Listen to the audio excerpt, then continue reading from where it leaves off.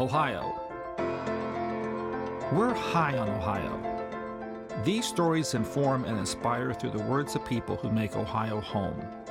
Good news and good ideas, identifying and acknowledging the excellence that is all around us.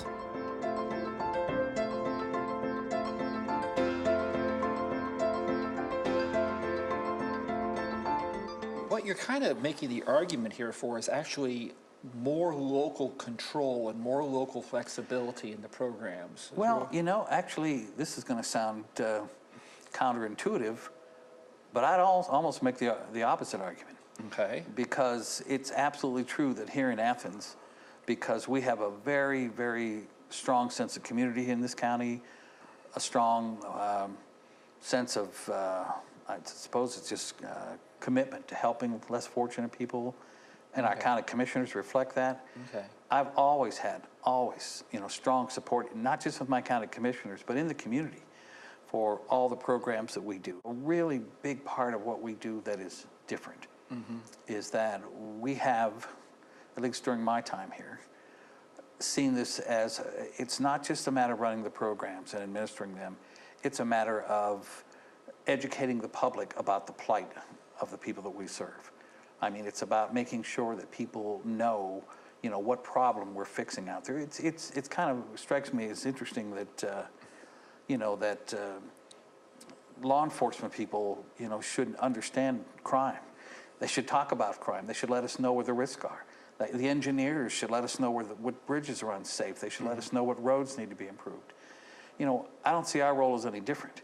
If we're going to fix the problems that poor people have, then we have an obligation to let the community know what the circumstances are these people are living under, what their problems are, what their issues are, and to advocate on their behalf. I mean, I want sheriffs to be advocating for a crime-free community, and engineers, I want them to have the safest roads possible.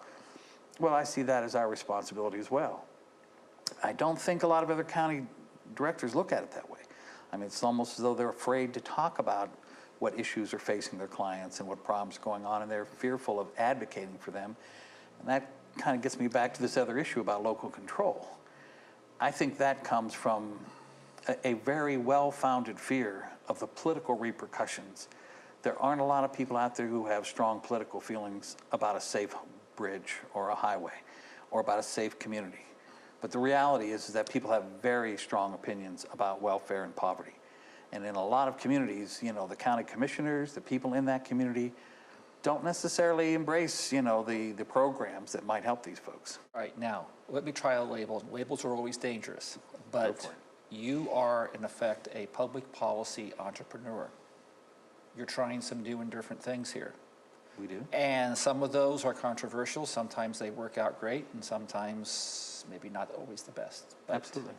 You keep trying. Let's talk a little bit about myth busting. We have a section of this we're calling myth busting, where you get to go ahead and there's a commonly perceived, accepted fact out there that everybody seems to think is true. Kind of like prior to 1500, they all thought the world was flat and orbited, that and the sun orbited this planet. But now we know it's not true. So tell us, what is a myth that's commonly held out there that's wrong, and do you have any data to support that?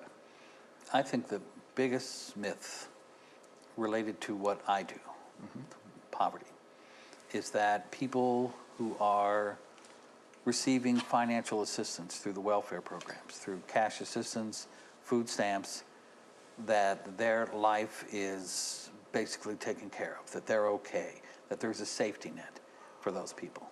I think that is far and away the biggest myth that gets in our way of dealing with poverty issues, because it's simply not true. I mean, for the folks who do get cash assistance, for instance, the benefit right now, the average benefit's $180 a month per person.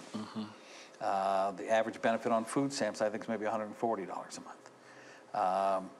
Far, far, far below the poverty level.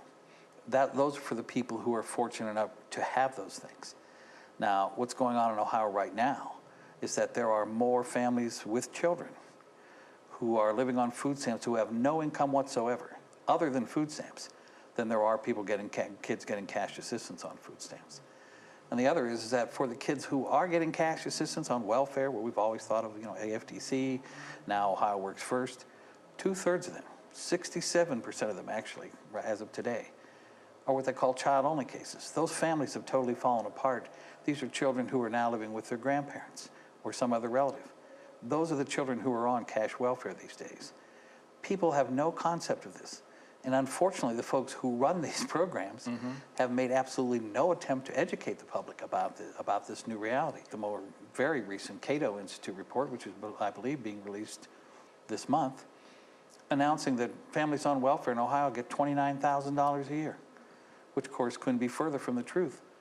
But this is a legitimate organization that ran that study that's being picked up by Fox News networks around the state, running it as actual news in fact.